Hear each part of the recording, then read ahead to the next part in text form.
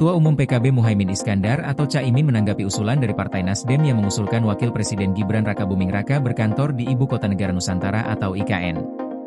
Caimin menilai ide tersebut sebagai langkah untuk mengoptimalkan pemanfaatan IKN agar tidak mengalami stagnasi atau ketidakberfungsian. Caimin mengatakan bahwa PKB bersikap menunggu langkah optimalisasi lebih lanjut terkait pengelolaan IKN. Ia menegaskan yang terpenting adalah jangan sampai IKN dibiarkan tanpa aktivitas dalam waktu yang terlalu lama sehingga menjadi tidak bermanfaat. Menurut Caimin, pihaknya akan mengikuti perkembangan bagaimana otorita IKN dan pemerintah, khususnya Presiden, mengatur pemanfaatan kawasan tersebut. Ia berharap proses ini dapat berjalan segera dan tidak menimbulkan penundaan yang berkepanjangan.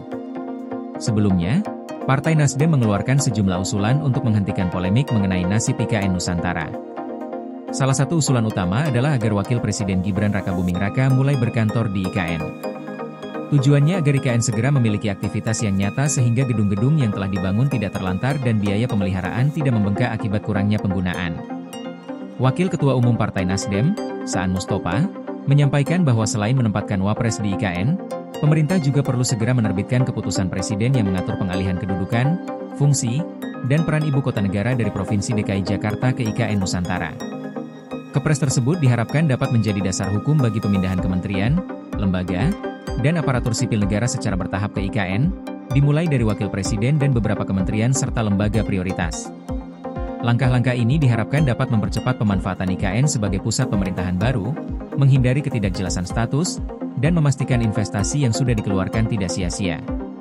PKB sendiri tampak membuka ruang untuk mendukung proses ini, asalkan pemanfaatan IKN berjalan efektif dan tidak terhambat terlalu lama.